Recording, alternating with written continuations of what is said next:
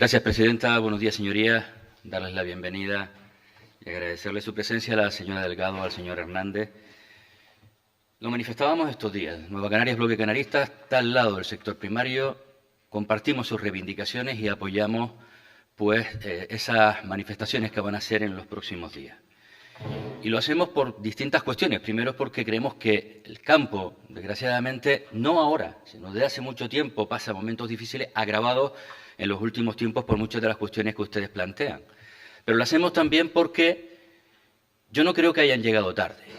Estas concentraciones y estas reivindicaciones están hechas en clave canaria.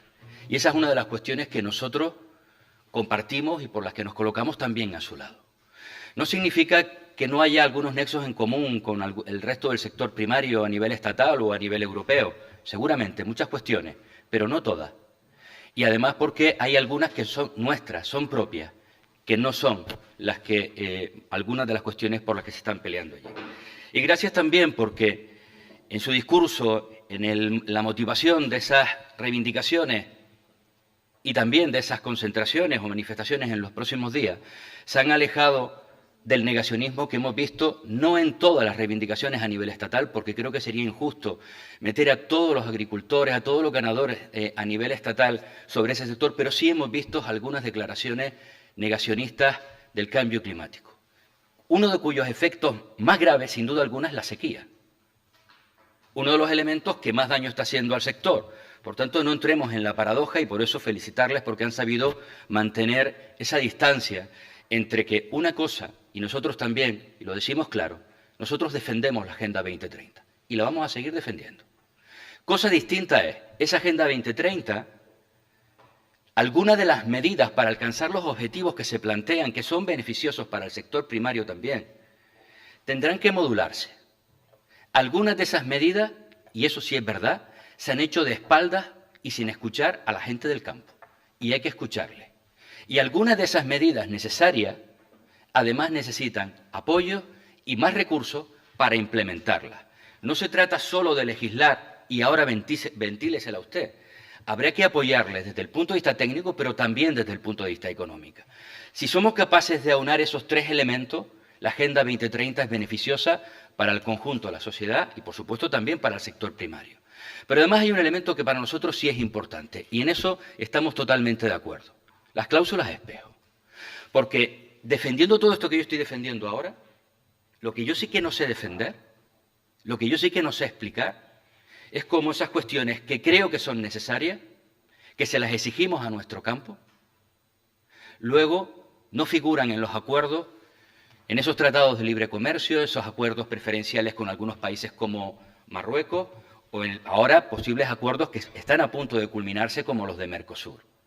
Y lo que para nosotros es fundamental y es positivo desde el punto de vista fitosanitario, desde el punto de vista sanitario de la salud pública de quienes al final consumimos esos productos, desde el punto de vista medioambiental, al final esas exigencias no figuran dentro de los acuerdos que se plantean con otros países. Eso sí que yo ya no lo sé explicar. Por tanto, ese es un elemento en el que sí que nos colocamos al lado. Avanzar, escuchando al campo, alguna medida modulándola porque son momentos difíciles, y, por supuesto, con ayuda, pero con la máxima exigencia de que al menos en estos tres campos, porque soy consciente de que igualdad salarial en algunos países casi del tercer mundo es difícil.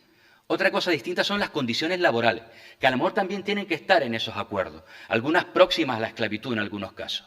Pues eso tampoco se podría permitir a la hora de importar. Por lo tanto, para nosotros estos son elementos que son esenciales y ahí sí que nos colocamos al lado de ustedes. Y porque creo que han colocado el elemento esencial, para no despistarnos, porque todo esto es importante, pero lo más importante de todo es la renta de los productores.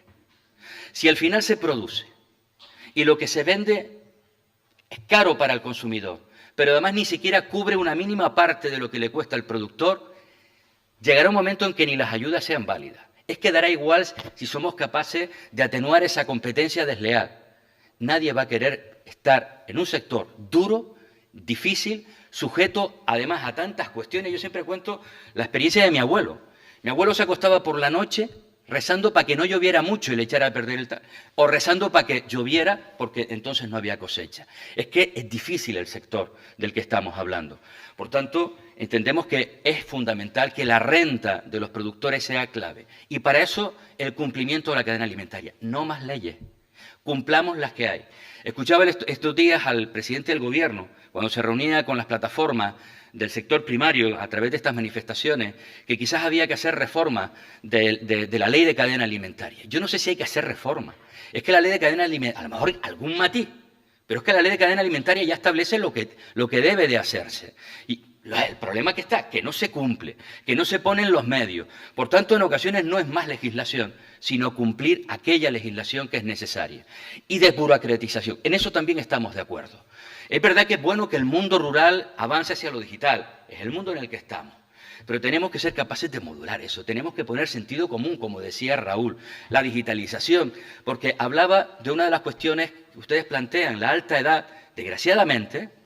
Y no porque quiera cargarme a los que ya llevan algunos años, todo lo contrario, sino porque es imprescindible que se incorpore otra gente.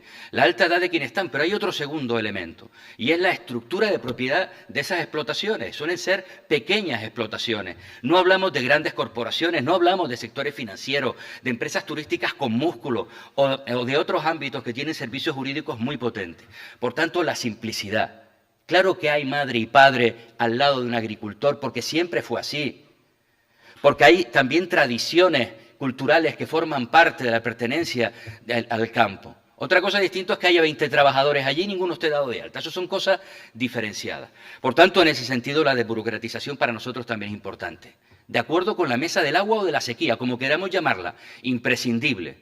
Por eso es necesario un plan de regadíos que avance precisamente y la participación de todas las administraciones. Y estamos de acuerdo con una de las medidas, y voy finalizando, señora presidenta. PDR, lo que ahora denominamos el PEPAC, tiene algunas cuestiones positivas, pero faltan recursos. Son de esas medidas que planteábamos antes, la exigencia de la estrategia ambiental en el que ahora están enmarcados esos PDRs anteriormente conocidos como tales.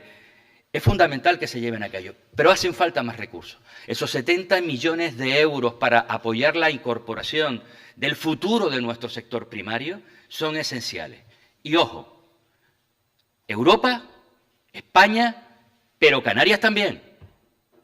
Lo digo porque mientras exigimos y nos reunimos con ministros en Península, y hay que hacerlo y lo aplaudo, en el último presupuesto recortamos más de 20 millones al sector primario en un presupuesto que crecía más de 1.121 millones de euros. Y yo también creo en el consejero de Agricultura.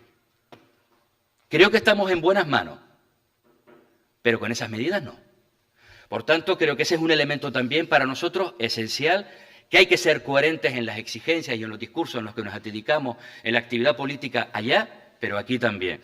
Y, en definitiva, pues ese apoyo, ese respaldo, claro, y también con una cuestión muy canaria. Hay que incrementar los recursos del POSEI y, además, algo fundamental, porque va dirigido claramente a la renta, el problema que planteábamos con anterioridad.